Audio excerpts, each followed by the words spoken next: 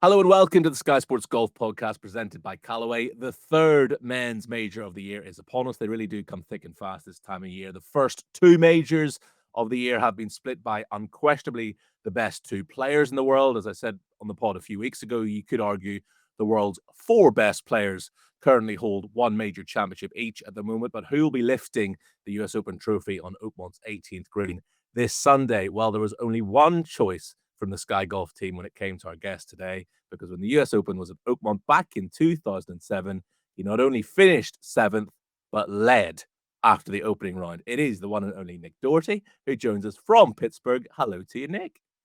Hi, Jamie. Good to be with you, mate, and nice to be back as well. It's exciting to come back to a place that's got such great memories for me. Yeah, absolutely. We're going to get on to that US Open 18 years ago, Nick's memories of it, the test that Oakmont will pose, and ask whether anyone can beat Scottie Scheffler in just a wee bit. I'll also be chatting on the pod to the US Open champion of 3 years ago at Brookline, Matt Fitzpatrick. But before we start, get into that, we're going to start by taking a quick look back at Canada, where Ryan Fox was the champion, his second PGA Tour win of the season, his second win the week immediately preceding a major championship. He won in a playoff at the fifth extra hole. They just kept playing 18, changing the hole location at one stage.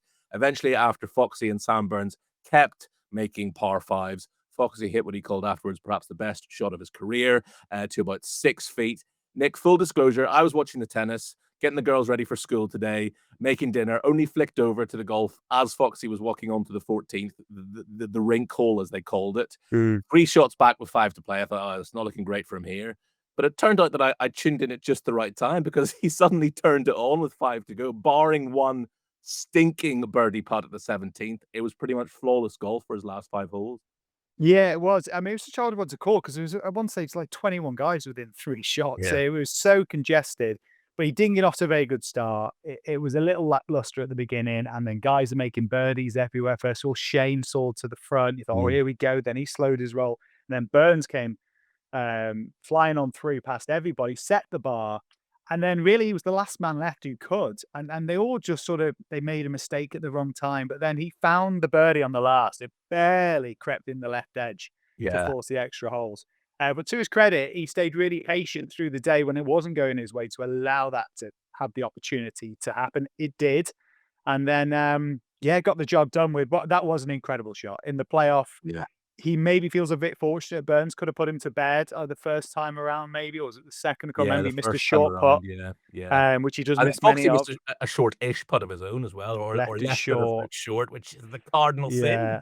yeah. It was interesting. I've never seen that before. So they moved the flag No. after a couple of goes around. I wasn't sure. I felt like they should have moved the tees rather than the flag Come because it on. was. Is that not the obvious thing to do? You've Yeah, got it the felt tee like books. it. I mean, that 18th is, let's call it spade a spade. It's a terrible playoff hole, and you even sort of alluded to it in commentary yourself, because you're just wasting 20 minutes getting to a To position get where to the basically wedge. it's a wedge off, because that's what it became.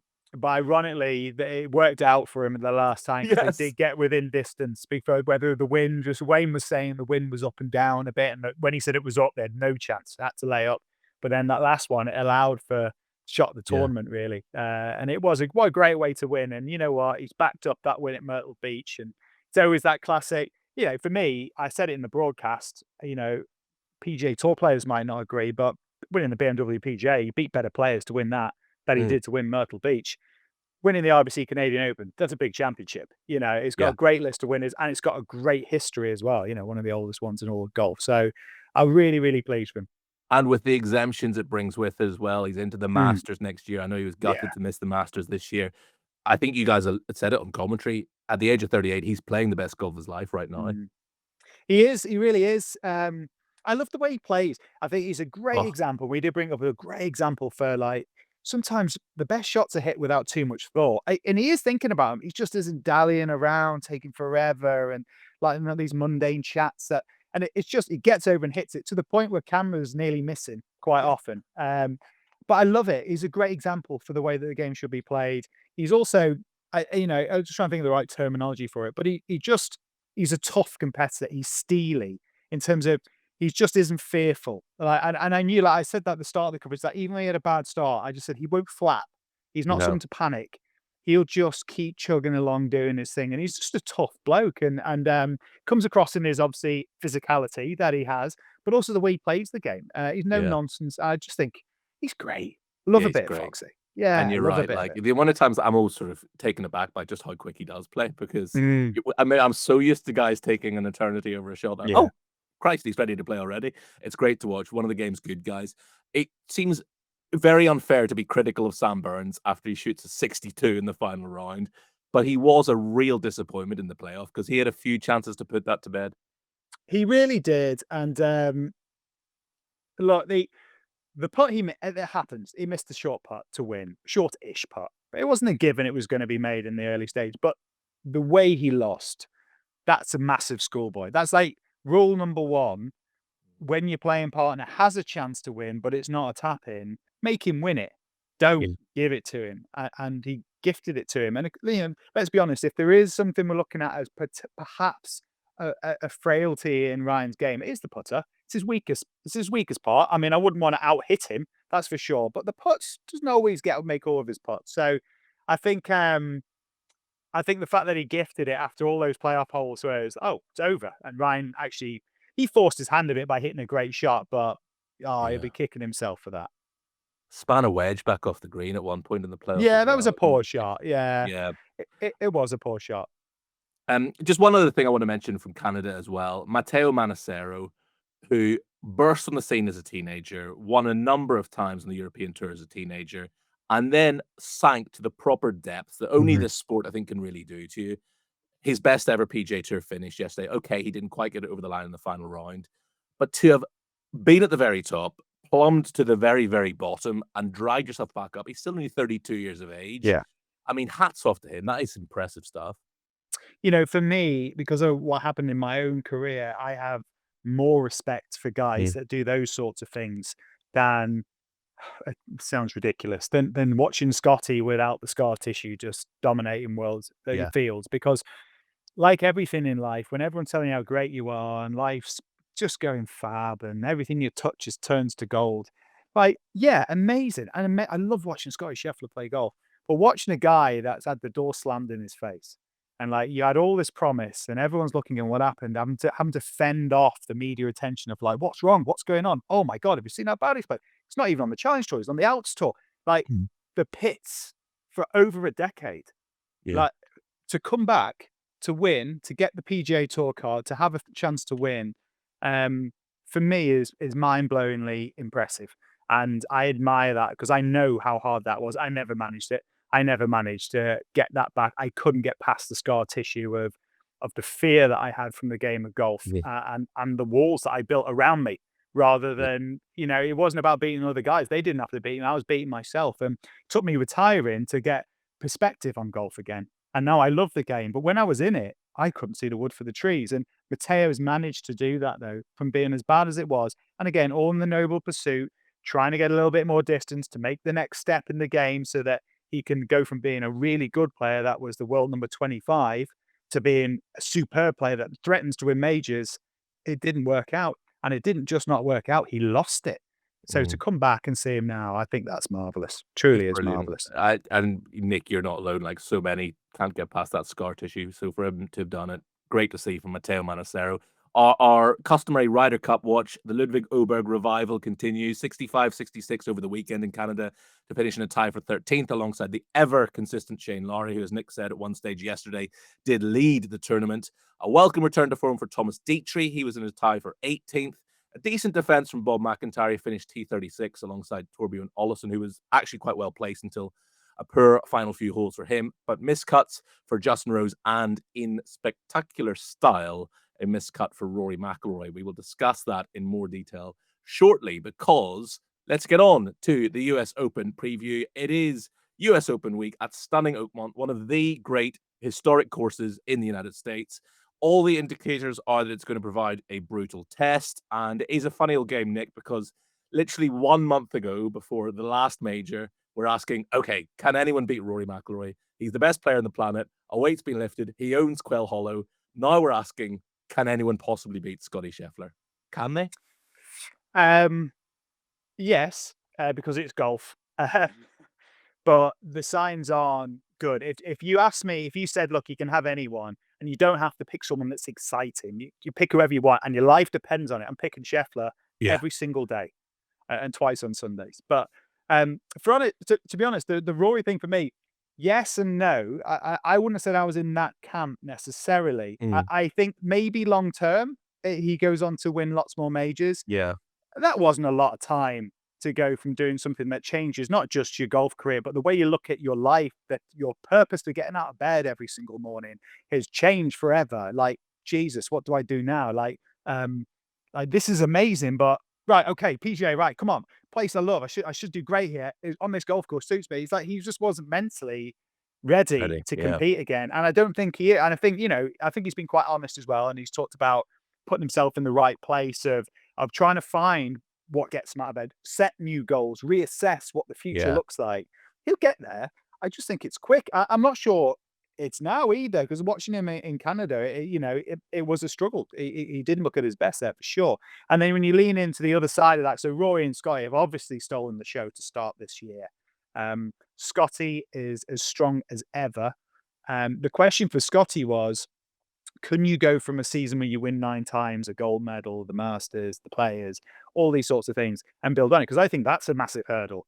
Because Yeah. also, when you start getting compared to Tiger, you don't want that moniker hanging around your neck because you ain't doing it. Like, there isn't another Tiger. There isn't one. No. I don't know. Like, I mean, watch how he's playing this this is year. actually pretty close. It is If right you're now. a Dayton nerd and you just go into the shots gained, the strokes gained stuff, he's actually pretty close to prime Tiger. That's the scary thing. And he's obviously, it will always come down to the caveat is do it for a decade. But the reality is he can only do what's in front of him, and what he's doing in front of him is very similar. The consistency to which he puts it together, but also like it's not all shiny No. and glossy. It's Pittsburgh steel. It's just like it works, it functions, it's efficient. He finds the fairways generally. He's got a great mind. He stays away from targets, very much like Tiger's massive misconception that Tiger used to flag it all the time because we think of shots like the RBC Canadian Open, out the bunker and that. Yeah. He hit some of them. Mainly, he did the damage by hitting it away from flags towards center of greens and working either fade towards the right flag, draw toward the left flag, giving himself a buffer. And other people beat themselves, and Tiger's put himself in there, put himself in the right position throughout, which is a great mindset to have towards how you do well at a US Open. Scottie plays that way. Yeah. He doesn't really go hunting flags. And now and then when he does knock one out, you think, well, he went for that. Well, he might have pushed it or pulled it because he picked a good line, which gave him a buffer, where sometimes it goes close. When it's a bad one, it goes to 25 feet. What you don't see him doing often is dumping it in a bunker short side or in a position where there's an easy bogey. That's why he's right there with Scheffler in terms of bogey avoidance. He takes those out. And as much as we love seeing birdies, they only count the same as every bogey as well. So that's a massive tool that he has in his artillery. And when I look at where he is right now and the test that's in front of him here, there are no sure things in golf, but it is definitely the closest thing we've seen to it since Tiger Woods. And look, what we are expecting this week, you've touched upon it there. It's going to be a test of finding fairways, finding greens in regulation, aiming for the fat of the green, not always taking on the spectacular shot, missing in the right place if you're going to miss, scrambling for par, picking off the occasional birdie, but keeping big numbers off the card. And what we've said about Scottie Scheffler as well, his 15th club is his mentality. I mean, this US Open in particular just suits him on paper. It suits him perfectly, doesn't it? It does. Find it. So it's not going to be wing foot this. It's what Bryson did there. And let's be honest as well, it looks bad with the percentage of fairways he hit. Everyone was missing fairways. He still wasn't that far down the rankings in terms of driving accuracy. But he was also, they're all missing and he's miles up there. Yeah. Now that'll be the same here. Like if everyone's missing and he's miles up there, I like Bryson because he's 20 yards closer to the hole than everybody else. I like Rory as well because he's 20 yards closer than everybody else. Guys are going to hit these fairways. They are narrow. They average 28 yards in width, but they're not ridiculous. But the problem with Oakmont is a lack of friction.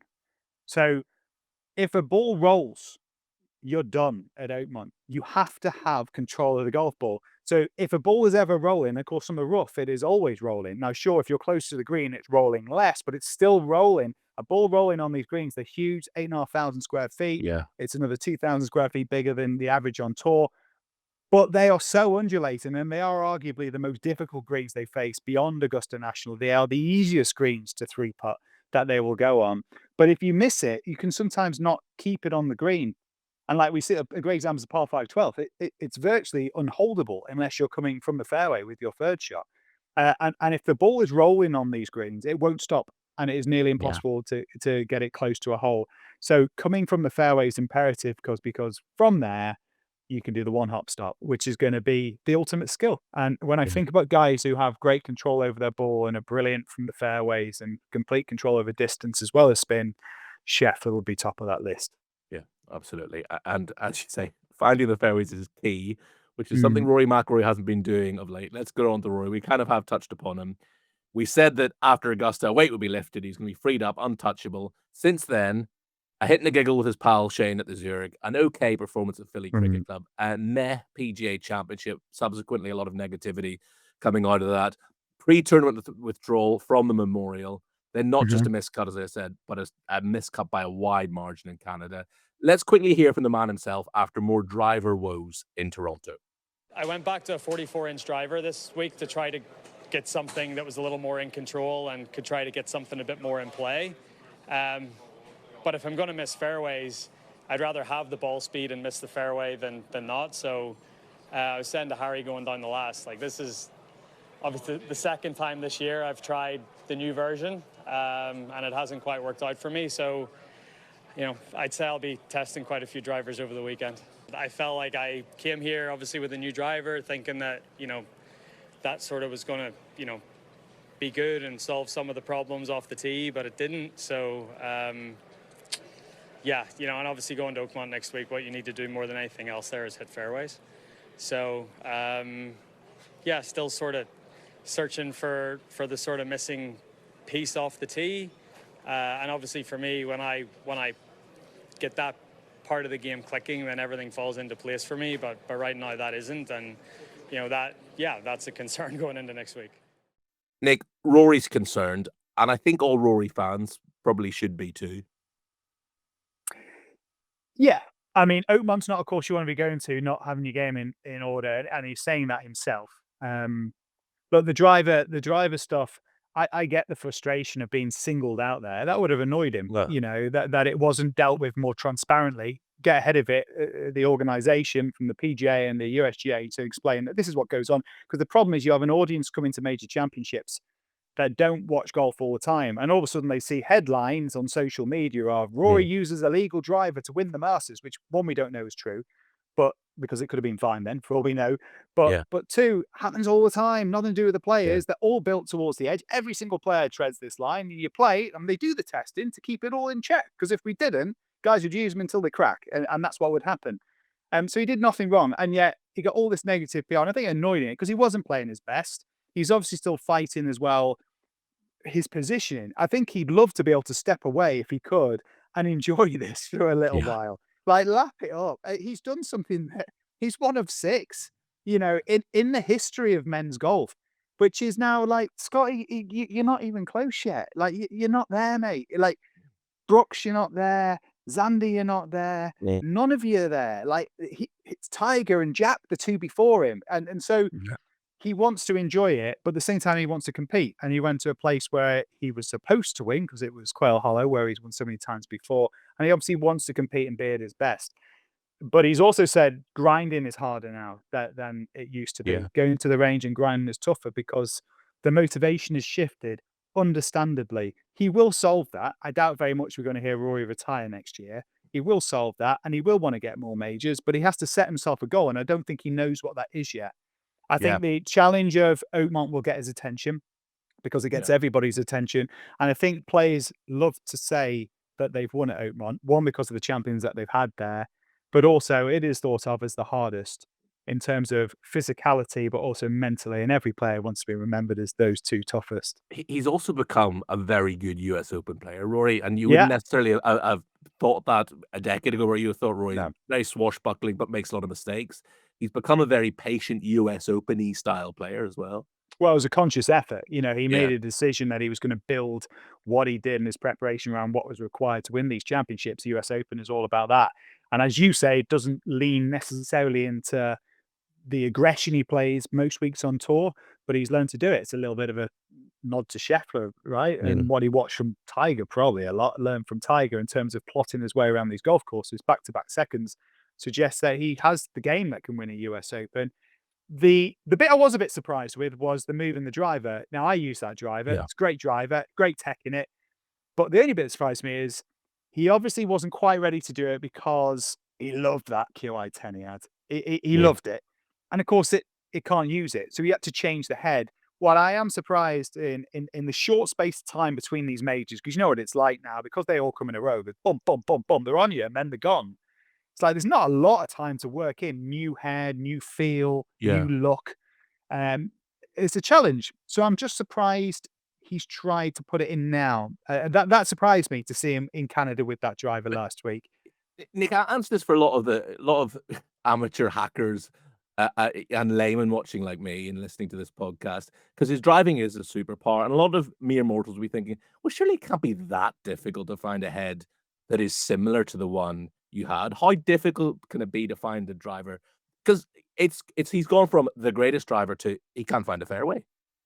It's like it's getting the local mechanic to fix a Ferrari, though, isn't it? I mean, that's the problem, is that it's not like your ordinary cars where you think, oh yeah, no, I've seen one like this before. Not seen one like that, and that's what Rory is. You know, he is a supercar, and the drive, the speed it's moving, fractions, and I mean fractions of the difference between fine and in the junk, like it was last week. To be fair, he didn't swing it well last week. That wasn't the only issue. The driver, he wasn't comfortable, but he did say, I'm having to learn that the miss with this driver is to the right, whereas I'm used to being to the left. That's a massive shift. That completely changed the way you see the game. When you're used to, I miss it this way, and then all of a sudden I miss it this way, as much as missing on one side is the holy grail of golf for a tour player, it's still awkward because you put in a whole, I've never used to look, oh wow, look at all the stuff that's down that side now. It's completely different. So I think I'm willing to be wrong, but I think we'll see him with the old head, obviously a new head, but the old style. And I do think he'll move into the new driver because the tech's better than the one before it. So it's like he will want to get there, and most of the guys do it. But you know what it's like with tour players, different from me now, the amount I play. I get used to it. I don't play a lot now, and I get advantage from the tech. But when they're fine-tuning, they've got a love and a passion for the perfect driver. New tech comes along that is better, but you just got to be dialed in. And when it's in the season, that's tough, you know, because they need to hit a lot of shots to have that faith in the biggest moments to hit it. And that's always the challenge for every manufacturer when they bring new stuff out. So I'd be surprised, but if he does have the new driver, it's going to have to be a massive uplift from last week, because he can't drive it like last week and have any fortune here. In fact, he'd be doing extraordinarily well to make the cut if he drove it like he did in Canada. Well, he did at least say in Canada that if the driving clicks, everything else falls into place. So, fingers crossed. But, you know, as we say, the vibes don't seem great with Rory at the moment. He seems unmotivated, disinterested. He needs to the best reasons, Jamie. Yeah, obviously, He's completed he's climbed his own personal Everest. What do you do after that? Well, we were talking about it last week. It was like you start debating more. He goes, yeah, you know, his motivation's not quite there, and he doesn't look quite right. Hang on. For the best ever reason, because you've won all 4 major championships and been the world number 1, which is what you dreamt of as a kid, which was, by the way, ridiculous. But he's done it. So it's the best possible reason to have this problem. Let's talk about the defending champion, the incomparable Bryson Dechambeau. He visited Oakmont recently and filmed with his own commentary his entire practice round to post on YouTube. Love him or hate him, that is amazing content to whet the appetite. Yeah, I mean, I haven't watched it. I'm going to be honest with you. Me neither. But I mean, that's great, isn't it? Yeah, because I saw the No Laying Up guys talking about it today. Sully was talking about it, right? And I do want to watch it because I'm really intrigued to see how he does it. I feel like he'll have a blend. It's not going to be just head cover off as he's walking to every hole that's not a par 3, although maybe the 8 needs a head cover off. But you know, it's not going to be that, because he's smart. Bryson's smart, and you know, he's won 2 US Opens, but he knows he has this massive asset, which is his power, and he won't want to cage it. He'll want to take advantage. And there are holes, certainly with the redesign, with renovations, or restorations, probably a better way of putting it, where they've tried to give an advantage to bigger hitters on occasion. And Bryson will take all of those opportunities. They're great examples. The 7th, where he'll be whipping it over the cross bunkers and giving himself the best angle into that green for a look, and it's all of a sudden a birdie hole.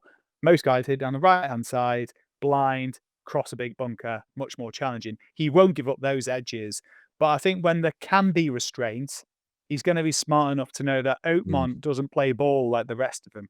Yeah. It's a beast for a reason, and it doesn't take kindly to people trying to bully it. Yeah, you've already explained why this won't be like Winged Foot, where he won his first US Open. It won't be a case of just hit it as far as you can, bomb and gouge. Bryson is also a much more nuanced player than he was when he won at Winged Foot. Coming off a T2 finish at the PGA Championship as well. He has found a knack, and this is a great knack to have, of peaking for the majors. He has, and he's played well the last few. He's had a second and a win, hasn't he, on Lee, one in Live career. I mean, it's not recent weeks, but in recent times, Yeah. like his form when they haven't played a huge amount recently. He played quite well last week, I think, didn't he? I think he top 5 maybe in Virginia, maybe. I think he finished on Live. But he does, when he gets to the major championship, seem to be able to tune it up, which is a skill in itself. And to be honest, like all the great players manage to do that. I think he has a unique skill in how he goes about his business. And I think the fact that he has always been willing to go against the grain and have people like me and most people in this sport who've played for a long time scoff at him. Yeah. And be like, do me a favor, mate. Like, oh, yeah, look at this kid now trying to reinvent the wheel. Like he sort of has and proved us all to be foolish, actually. And I admire that, because that takes courage. And I think because he's had success, he now has conviction as well. He believes in himself and these decisions he makes. He's not afraid to find different routes. So you know what? I am open to being proved wrong at Oakmont by him, because I'd have certainly said the same at Wingfoot until he proves us wrong. I just can't see how he can apply pressure to that golf course that he does at other ones. He's also got a really good short game, which I think is going to be important. Although I can never make my mind up at Oakmont, I feel like Oakmont is so difficult around the greens that it's almost an equalizer, because I think it sometimes takes away the ability for great short game players to get it close as well, because it's so hard. So actually, it can sometimes be a bit of an equalizer for some guys around the green. But iron play is going to have to be better, though, because it certainly wasn't at Augusta National. And we know iron play is pivotal at this, but especially distance control. Yeah. One other player I want to talk about is Jon Rahm. The record books will show, was it in the end, a T7 or T8 finished the PGA Championship? I can't remember. We all know, watching it though on the Sunday, he was basically Scotty's nearest challenger until he frittered shots away on those final 2 holes after his race was run. And he clearly relished being back in the heat of battle again as well. Jon Rahm is somebody who is a major champion and loves being in that heat of the battle on a Sunday afternoon. Yes, and I think it was evident that he missed it, and he was grateful. And also, I think he loved how people responded to him. Yeah. I think John is he's bullish and strong, and he has that look in his eye when like, oh, okay, John, I'll stay out the way. But at the same time, he's quite sensitive. And I think he was a bit put out and upset that he'd gone from being someone that people loved on the PGA Tour to getting a lot of grief when he went across to Live. And some people, I've never seen him like, this is not my fight. I don't see this at all. I enjoy watching great golfers. But when he went across, like, some people then were like, well, I don't like Jon Rahm anymore. And I think that really got under his skin. And then, of course, when he didn't play great in majors for a period, it became it's because he's gone there. Told you And I so. think that got Yeah. right under his skin. And I think there was a bit of relief. I think there was a little bit of justification, but also a bit of joy in being received so well. A lot of people were pulling for him at the PGA Championship, and there were some good signs that he could be a big contender here. Yeah, absolutely. I was pulling for John. Great to see him sort of show signs of him being back to his best. Was the low amateur at Oakmont in 2016 at the US Open as well. Just finish off this section, Nick, by talking about the course itself. The greens are big, and they've been made bigger since DJ won there in 2016. Lots of talk, as always, about the rough at US Opens. How would you characterize Oakmont?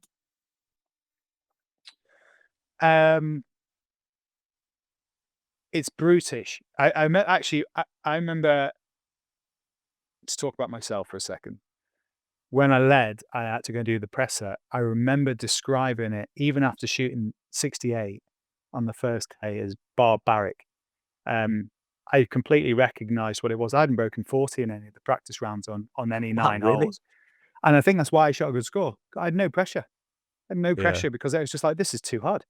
And I think there's an element of giving yourself to that golf course and embracing the challenge of it that allows you to play well. And sure, it doesn't mean that, I'm not going to do any good, so let's just try and enjoy it. I mean, embrace what it's all about. You have to meet it on its terms. It demands you to find fairways. It demands you to stand up with commitment and finding fairways. As soon as you start steering it and grabbing the steering wheel with those white knuckles, you're in trouble, man. And that happens to a lot of players at US Open, especially here. Yeah. And when you make a mistake, bogey is fine more than any other venue because you can sometimes just skip bogey, go straight to double at Oakmont. Yeah. Because if you try and get it back, if you try and limit the damage and you push a little, it'll push back twice as hard. And for me, that's what it's all about. On paper, you find fairways, the greens are plenty big enough. There's birdie chances out there. There are holes that players will make birdies on and fancy it. And, take your medicine and play the game as it was designed to be in the US Open, which is a lost art these days, fairways and greens will count for so much there. Just finally for this section of the pod, one hole which will get a lot of attention this week, already has in the build up to the US Open, is the par 3 8th. It could play at 300 yards. That is silly, isn't it? No, not for me. I played it at 300 yards. It was that in 2007. Was it really? Yeah. On one of it's the longest par 3 ever recorded. 2007. I think it was round 4. Actually, played it at 300 yards. It's only silly because we call it a par 3. Right. So, if it was a par 4 and it was 10 yards longer, you'd have people saying, "Oh, great little hole." You got to take it on, you got to thread it through the little gap at the front. But if you miss to the right, you can't even hit the green if you miss to the right. There'd be waxing lyrical about being a great little. But it's the same hole. It's like the last time I checked, they count how many shots you took over 72. Yeah. Not like what you made. Was it a par 3 or par 4 though? It doesn't matter. And I think seeing a top back in the day, you watch Arnie when he won these tournaments and chat. They were hitting Johnny Miller when he shot 63. He didn't hit much less than a 6-iron into any hole. He hit 3 irons, the odd 2 iron, and he's like, it was a skill to hit long clubs. The modern day professional works out the face on the wedges, and I'm not saying that's wrong. That's the way the game's gone. But seeing a pro have to hit a wood to a top, and it's not like it's ridiculous surrounded by bunkers. There's a path in there. Yeah. It's like you've got to be accurate. Be accurate from a tee peg with a club that has a head cover on it. And whether that's going to be a 5 wood for some guys, maybe even a driving iron for the really big hitters, it could be, but it will be 3 wood for some, and it will be the driver for the odd shorter hitter. To hit it in a small gap where there's a green and nowhere you can afford to miss it, which is a different skill mentally to finding a fairway. Great, test another part of the game. So I might be the odd one out, but for me, I enjoy it. Coulthard's going to hate it. Sorry, mate. Coulthard's going to hate it. Worth saying, Coulthard's going to hate it, but I will fight back throughout the week. It is a psychological thing, you're right, isn't it? Because if you make a birdie 3 on a short par 4, then it's fine. But if you make a 4 and a long par 3, you're like, oh, anyway, yeah. It's going to divide opinion, no doubt. We're going to take a quick break there. When we come back, I'll be chatting to Matt Fitzpatrick. Nick sticking around to look back on 18 years ago. Not the last time the US Open was at Oakmont, but the time before that, when the first round leader, as we've discussed, was a certain Jon Dougherty. See you in a bit. Welcome back to the Sky Sports Golf Podcast presented by Callaway and our special US Open preview episode. Now, 3 years ago at Brookline on the outskirts of Boston, we had one of the great final rounds in recent years. Scottie was in the mix, Rory was in the mix, Hideki Matsuyama, Colin Morikawa, but it was my next guest who saw them all off, who lifted the trophy, thanks in no small part to what will go down as one of the most iconic clutch shots in major championship history, a stunning shot from a fairway bunker at the 72nd hole. It was his first professional win on US soil. It made him a major champion, and poetically, it made him the US Open champion on the same course where he'd become US amateur champion 9 years earlier. Hello, Matt Fitzpatrick. How are you, my friend? Good, thanks, Jamie. How are you? Yeah, I'm very well, thanks, bud. Listen, thanks for taking the time to talk to us. 3 years. I couldn't quite believe that. Does it feel like 3 years ago? It feels like it was just a matter of weeks ago. Yeah, it's crazy, really. I can't believe how fast it has gone. It's it's very, very weird. Yeah, very weird. How special was that week? The fact you're back at Brookline, the scene of, one could argue your most significant victory up to that point. Yeah, definitely. It's I think the whole week as a general, in general, I was looking forward to it from the moment it was announced that it was going to be there. I was excited to obviously go back regardless. And then I think obviously at that point in time as well, I'd been playing really well. So, Yeah. and really kind of putting myself in contention in quite a lot of events, which was really nice. And,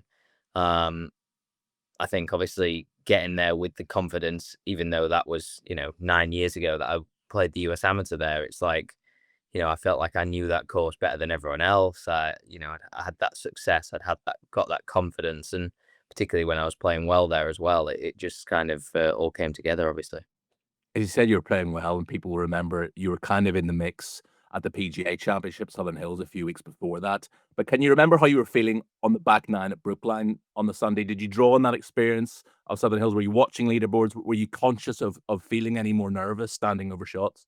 Yeah, yeah. There was a few things that I think the PGA I was obviously playing well, and I thought I could win. Like there's no doubt about that. Like Yeah. I thought I could win, and I think that um was almost a little bit detrimental in that, like, um you know that it was kind of, I was almost thinking more about winning, and that I could do it, than kind of like just staying in the moment, to be cliche.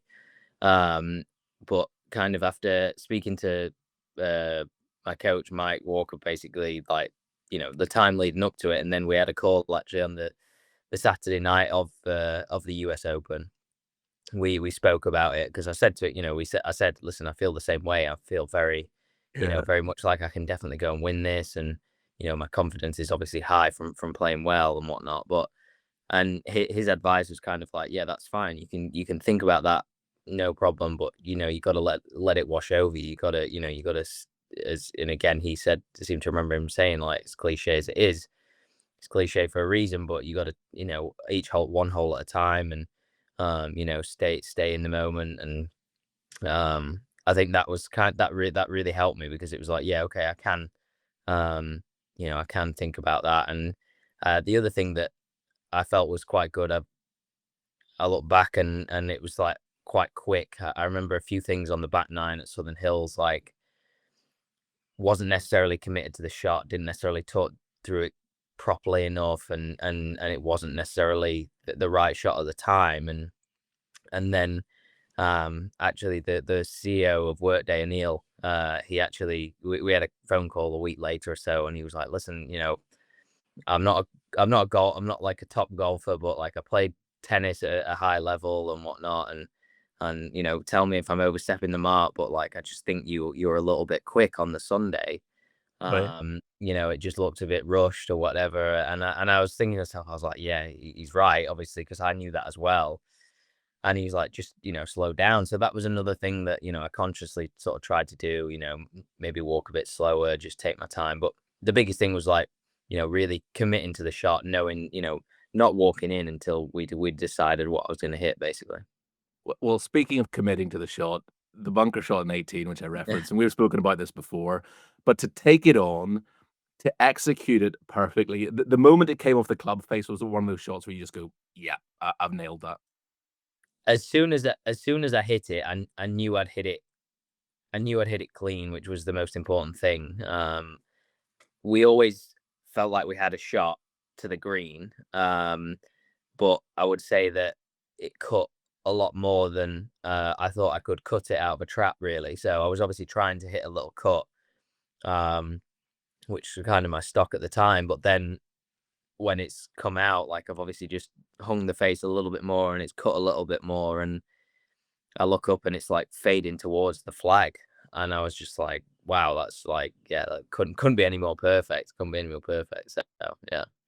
The reason why I and a lot of people listening to this are hackers and just play the game for fun, and the reason you're a professional golfer and a major champion is these sort of differences. But if I was standing over a shot like that, a little voice in my head is going, "Oh my god, I'm going to knife this into the face of the bunker." Is there ever a little voice that enters your head at all about that, or are you just like, "Nah, I've No, got I this"? think the funny thing is, like, I struggled in fairway bunkers all year, and my tendency was the opposite. which was to hit it heavy. So like that Right. was my biggest issue, and I almost felt like I couldn't hit it clean enough. Like there was no way I could ever hit it clean enough. So, and I think just the way I was swinging it that day, like, I certainly started to realize over the last, however many years, like when you're swinging it well, there's certain things you can do, there's certain things you can't do, and when you're not swinging it well, and like I think because of that, I was just, that it happened fast. We knew what club we were going to hit, and away we went, really. It was interesting, the little things you pick up from being at major championships. I remember on that Wednesday afternoon, standing at the back of the 18th green, and you finished your practice round or your practice 9 holes, and you and Billy went back down the 18th, and I think spent a good 45 minutes just on that Yeah, 18th. that's funny that And I you thought, noticed that. yeah, because I thought Not many he's people maybe see just that. got, It's funny that you saw that, because that's actually yeah, something I tell people. Yeah. because you obviously just had a little sort of bee in your bonnet about that tee shot at 18. You didn't quite fancy it for whatever reason. Yeah, I wanted to hit drive. Like my theory's always been, certainly over the last, however many years since I've really got into the data stuff, and with Eduardo, it's like the further you are, regardless whether it's in the rough, it's always going to be easier. So like that was my theory. Like it wasn't an easy tee shot. You miss left, you've got a tough trap. You miss right, you're in the rough. You're hacking it out.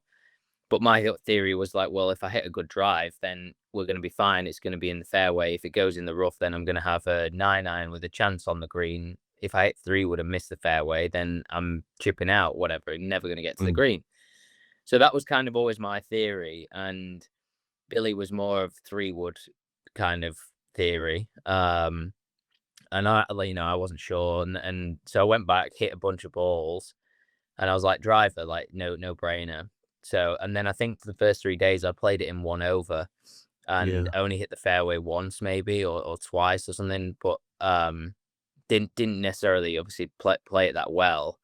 And then Sunday comes, and I specifically remember saying to Billy walking to the tee, like, I'm going to hit 3. It's like 3 wood here for sure. And we both agreed that was the right club. And it was like, I wouldn't change that, because I think obviously with so much adrenaline and hitting it so well, like if there was potential, the other worry was that driver runs out even on a good line. So 3 wood was the right club at that point in time, and obviously the rest is kind of just snap hook it into the bunker and get up and down from there almost. But look, it's a great story to tell because of it. Look, looking ahead to this week, Oakmont was where you played your first US Open as a professional back in 2016. Do you remember much about it that week? Not a massive amount, really. No, it's I remember that it was very hot. It was like the greens were kind of mostly running off everywhere from memory, and but I don't remember too much about it now. I think that was around about the time where the USGA tried to make courses just like ridiculously difficult, and Oakmont is one of the tougher tests, a proper sort of kick you in the teeth for 72 holes kind of test. Do you like that? Or do you need to be slightly sadistic to like that kind of thing? Do you like really tough challenges? Yeah, definitely. I think I like tough but fair. I think Right. that's the big thing. I think, I think if you look at Pinehurst last year, I would say it was very, very tough in my opinion. But like it was fair. Even if you missed it in the waist, you would have a shot to the green, and then you'd have to scramble for up and down, which was just hard. But it was tough but fair. I think there's a few golf courses that we've played of late and course setup's such an important thing for me, and something I've been speaking to the refs about a lot recently. I just think it's got to be fair, and it's got to reward good play.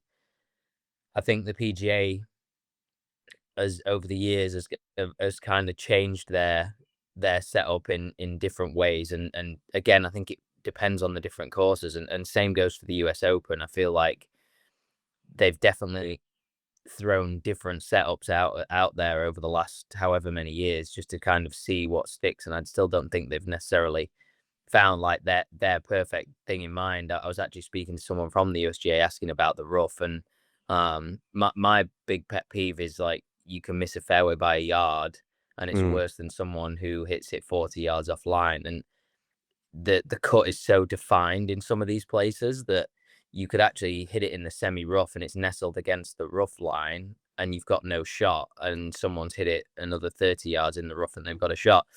So that really, really, really, really winds me up. And I think I really enjoy tough challenges, but like I I like them to be fair. I mean, Shinnecock, what I always felt was, I know people were complaining on that Saturday and saying the course was gone and stuff like that. But my thing with that was, well, you have a practice round for a reason. You should know where to miss it. If it's if it's getting tough, if you're out of position, you should know where to miss it. So I think that's the thing that I always lean on, that it was tough, but it was fair. You just needed to, plot your way around a little bit different. It's not always going to be a case of making, 4 or 5 birdies around.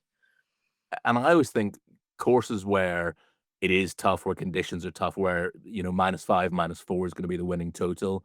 Not even major championships on the PGA Tour as well. When Bay Hill is played tough, or when Muirfield Village is played tough, I always think that kind of plays into your hands as well, that you're a good golfer in tough conditions. Do you almost sort of relish turning up and thinking, right, I've got half the field beaten here because this is tough this week?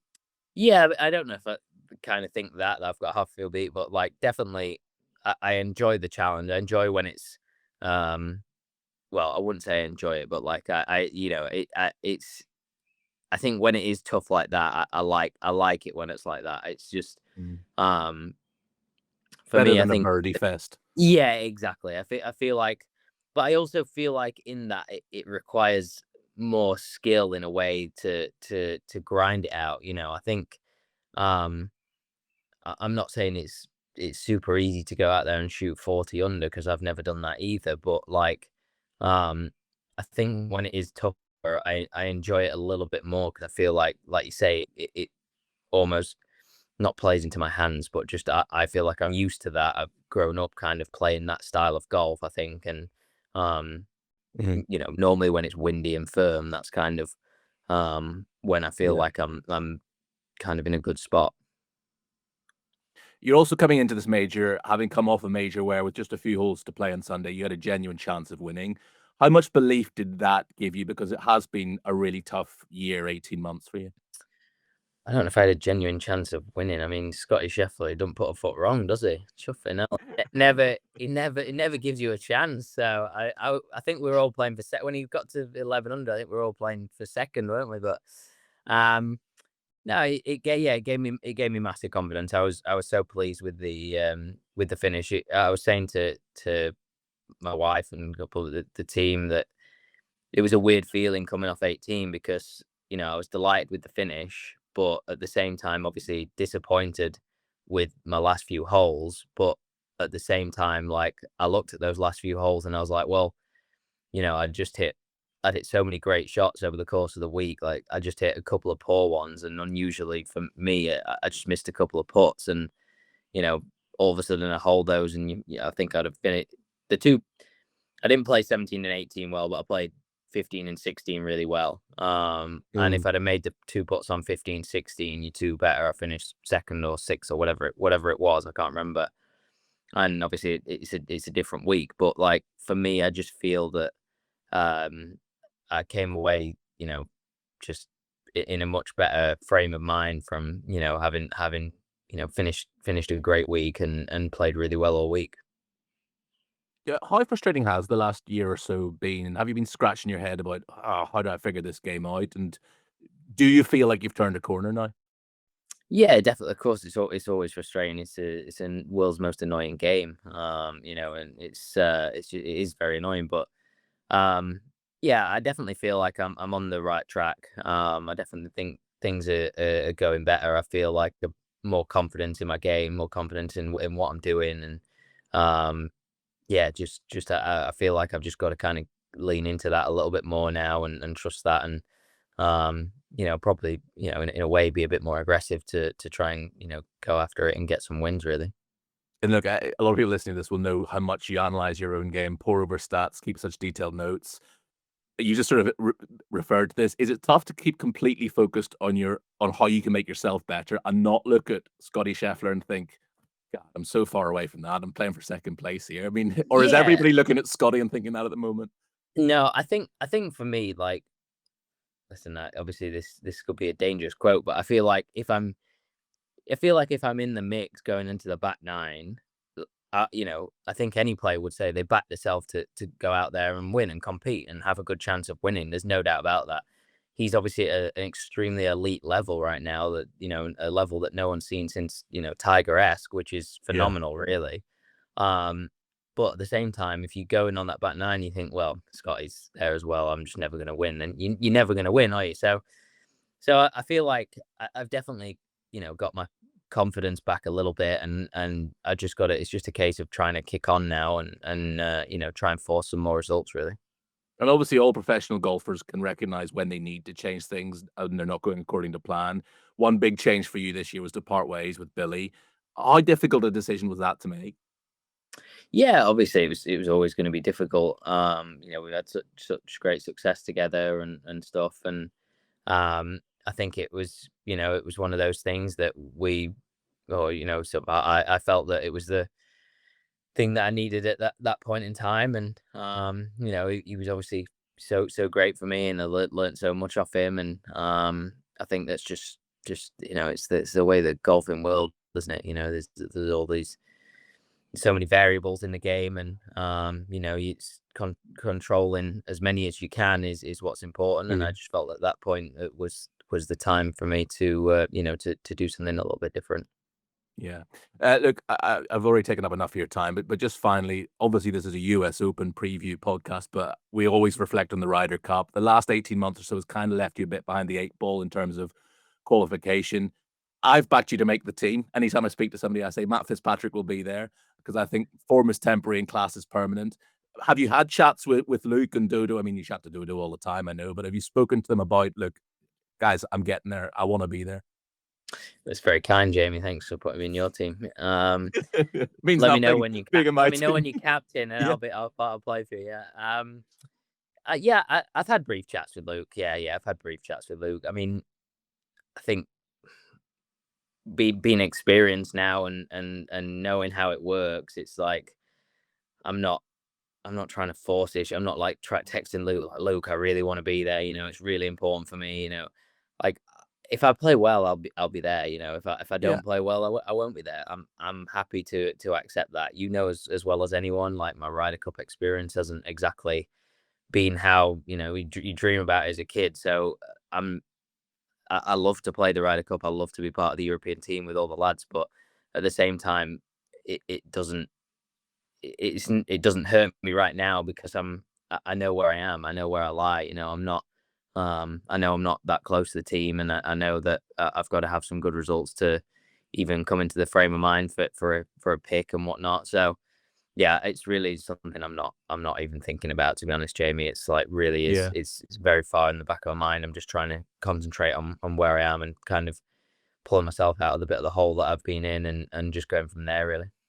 Yeah. As you sort of allude to, Hazeltine and Whistling Straits weren't amazing experiences for you, but what was Rome like, and where does that sit compared to, say, Brookline? Where does the experience of Rome sit? Yeah, nothing's ever going to top Brookline. It's just not. And I'll be honest, like, it's going to be hard to beat Harbour Town as well. Like, those both Yeah. mean so much to me on a very personal level. So it's always going to be difficult to beat that. But yeah, Rome was a special week. I felt like, again, felt like I got a bit unlucky, and also didn't necessarily play my best at how I want to, and felt like I could have come away with a couple more points than I did. And so there's always that slight sour taste in your mouth when you leave. But to win as a team, to win a Ryder Cup, I've got that on my resume now. And it was an amazing experience, obviously, to share with the guys and achieve it the way we did. So um to play in a home Ryder Cup, there's nothing like it. Everyone's on your side, everyone's supporting you, and that's what feels great. So it's always nice to be part of that. Yeah. Look, well, roll on, Beth Page, and we obviously hope that you're there. Thanks so much for your time, Fitz. Thanks, Jamie. Best of luck this week. I'm rooting for you. Family all there this week as well? No, just me and Catherine. So yeah. All right, okay. So I was No. going to say, well, send my love to Russ and Sue. Yeah. There you go.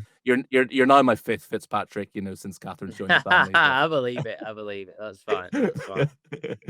Thanks very much, buddy, and take care. Thanks, Jamie. See ya. Nick, green shoots for Matt. We saw it at the PGA Championship, and this week, as he was alluding to in that interview, could be the kind of setup where he could really flourish because he is a gritty competitor that likes tough courses. Yeah, well, he's a US Open champion, isn't he? And it speaks for itself. But I don't think there's ever been a US Open where you go, well, it's not the normal way, though. It was played a different way, that US Open, and it was more about hit it as far as you can, and you could miss fairways. So it's the same challenge. And Matt's got the better of it. And, I think there was always an element of finding a new position in the game that was going to be a challenge for Matt as a major champion. I mean, it changed everything, didn't it? And look, he's had success since, obviously, but it's been a battle for him with his game, and he is hard on himself. Like I make no bones, we know that he's really tough on himself, but it's arguably also the mentality that pushed him to be the player that he's become. But I hope he's kind to himself this week, and I hope he's got a reason to as well, because he has opportunity here to continue to get back to the player that we know he is, and the signs are better. Yeah, absolutely. Good luck to him this week. Just to recap some other news from around the world of golf. We've spoken a lot already about Scottie Scheffler. Now, the man he played and only narrowly beat in Sunday singles at the 2017 Walker Cup at LACC was, Nick, I'll put you on the spot. Oof. That's a tough one. Is it a tough one? It is a tough one. The man he beat Give me a clue. at the Give me a Walker clue. Cup. Okay, here's the clue. He won for the first time in the DP World Tour yesterday. Connor Syme. There you go. Connor Syme, a winner for the first time, a two-shot victory over Joachim Lagergren at the KLM Open. Feels like he's been around for a long time, Nick. Been knocking on the door, but I suppose that first win is always the hardest. Oh, I love it. They're the best stories, because it makes you reflect. Someone in my position or any of our golf team that used to play for a living, it makes you reminisce and you remember what it felt like. And it's that I've done it. And especially when he's had to wait quite a long time as well, because he's a good player. He has been since we ever got to know his name. And you start doubting yourself. And then that feeling is initially that in the days after, they'll never, ever take it away from me. I will always be a champion until he gets to next week, when he'll be like, I just need to prove it's not a flash in the pan, though. Yeah. So, but I'm delighted for him. It's been a long time coming, but that's brilliant news. Yeah, it's a proper tournament as well, the Dutch Open. You can see the list of winners on that. That win in Holland was in grim, wet, miserable conditions, very similar to what conditions were like in New Jersey, where Jennifer Kupcho was a winner again on the LPGA Tour. And on the Champions Tour, the American Family Insurance Championship was a team event, and it was won by Thomas Bjorn and Darren Clark, two legends of the European game, two Ryder Cup heroes. And I imagine, Nick, probably a pretty quiet night and early to bed. Can you imagine? I wonder who had the bill. I wonder who's paying the bill. It would have been heavy. I know that. They might still be going. Who knows? Joaquin Niemann was the winner on Live for the fourth time this season. But Nick, have you seen Phil Mickelson's shot over his own shoulder? And can you describe it to us? Well, he's played something similar. I don't know if I saw it on YouTube, but we've seen the shot right from years ago. One of the first times I ever saw anyone do it. Now, of course, you see trick shot guys do it all the time now. But in a tournament, I mean, like, he is the gift that keeps on giving, whether you like Phil or you don't. I love a bit of Phil. I love watching him play. And, it's pertinent to this week as well, isn't it? Because it's arguably, he said, his last time he'll ever peg it up. And one of the great wonders of the world is that Phil, with his splaying off the tee, because he has splayed it through his career off the tee, he is a genius around the greens. But as hard as US Opens are, he still managed to be second 6 times. Yeah, that's crazy. That's how good he is. And I would love to see him have a good week. But to see him still doing stuff like that, it's Phil, isn't it? And when he eventually hangs up his spikes, he'll be missed as a golfer. Whether you like him as a bloke or not is a different thing. But, as a golfer, I'm going to miss seeing Phil play. It's an incredible shot. It's something, as Mixer says, that you would only ever see on YouTube, a trick shot or in an exhibition. We saw it in Live. I'm not going to say anything else. One other bit of news from Canada. Kevin Yu, Matt McCarthy and Cam Young claiming the 3 spots on offer for the Open Championship at Portrush. But as promised, we're now going to turn our attention to the US Open of 2007 when it was at Oakmont. On the end of day 1, heavy favourite Tiger Woods Defending champion Jeff Ogilvy, the likes of Justin Rose and Vijay Singh were all 1 over par. Bubba Watson and Jose Maria Lazabal in the tie for third at level par. And only 2 players were under par. The eventual champion, Eichel Cabrera, at -1. And after a 68, Nick Dougherty, who led the way. Nick, how well do you remember every single one of those 68 shots from Thursday? Well, I could take you through it, shot by shot. I remember it clearly. There were so many firsts for me that week, and obviously leading after a round of a major. I mean, the Sunday's really the goal, but if you can't pick, I suppose it's going to be, for me, Thursday was my one. In fact, Andy Warhol is from Pittsburgh, and he was the guy who said about everyone had 15 minutes of fame. Yeah. And maybe that was my 15 minutes there. It was the greatest week of my career, above all the wins that I had. Even Really? winning Yeah. St. Andrews. Yeah, because of Tiger. I played with Tiger Yeah. on the third day. So as much as leading was, it was mind blowing. Actually, we're going to go tonight. Laura, myself, and Rich are going to go and watch Pittsburgh Pirates play. I love baseball, so we're going to go and watch the game. I went there after the first round when I Did shot you? 68. My brother was in town with me, and I remember just being sat in the stadium, just looking around and saying, "Look at all these Americans. I am the ruler of their country." When it,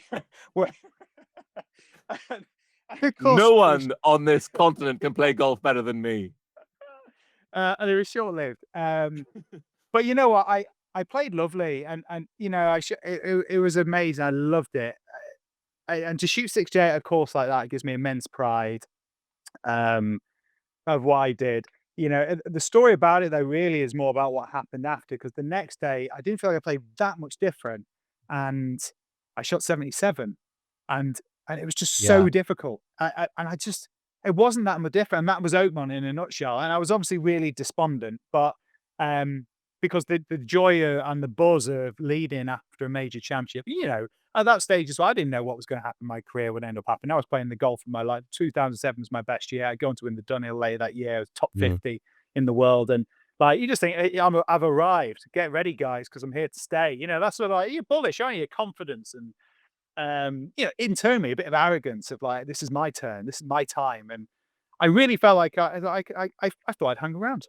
So I was disappointed when I shot 77, but the good thing about shooting 77 is that it earned me the tee time with Tiger on the Saturday, which was best day of my golfing life. Not that he shot the 77 on Friday on purpose just to get in there with Tiger, but No. You're always incredibly self-deprecating when it comes to your own golf, and I know it's tongue-in-cheek, and in particular, you always talk about how wayward you were off the tee.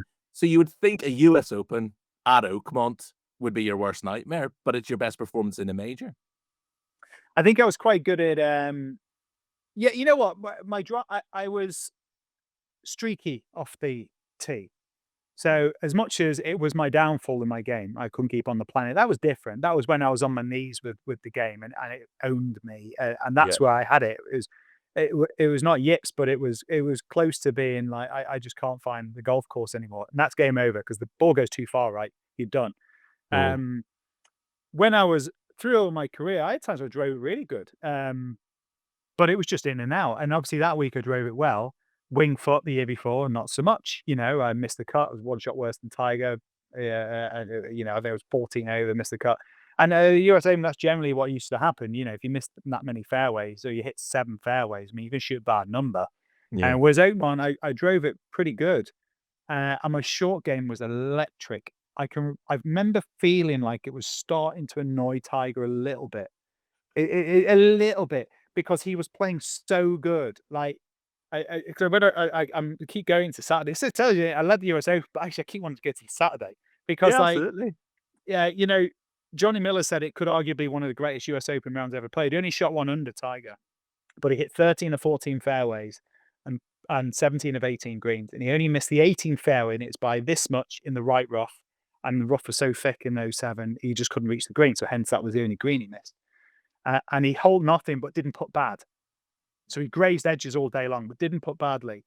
And I remember the bit that shot me, it was the time when I realized that how he was different to what I was. Like all the other players, I played with all the great players that time, whether it be Ernie or VJ. Like I played with all those great players. On my day, I thought, on my day, I might beat you. On my day, Yeah. because I'm confident. When I watched Tiger there, if I played golf, he was doing something else. That it was called something else because Yeah. he looked easy. He complete control of the tee, but then he hit down the middle of every green, bled it to the right flag, draw to the left flag, giving himself the buffer, the Scheffler way of playing. But of course, he came before.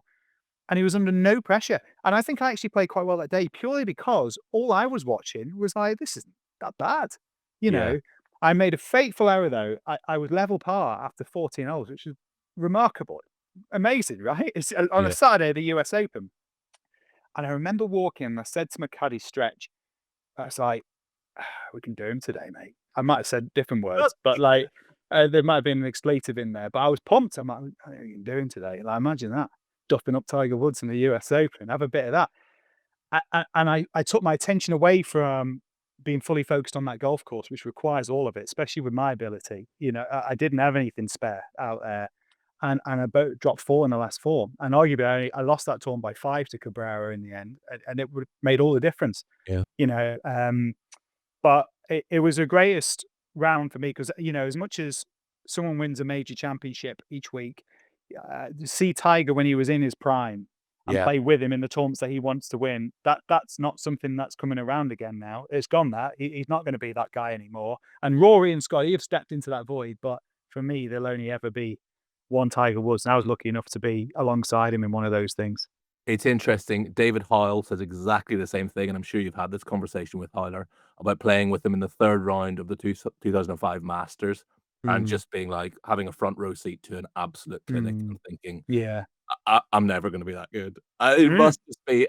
Did you share any words that day at all? Did you What? chat to Yeah, him? he was. You know what? The bit that I loved about him was that he called me mate all day. Now, of course, Americans don't say mate, do they? They No. say bud or Brother, you know, your pal. man. Yeah, Yeah. yeah. And it's because testament to the fact he played with because he was just a global superstar. He played with you know loads of Brits. And we all say mate, don't we? Aussies, mate. You know, we all say mate. And he was fine making me feel comfortable. Like he could have easily amped up the discomfort. It's already Oakmont Saturday in contention to win, and you're playing with Tiger Woods.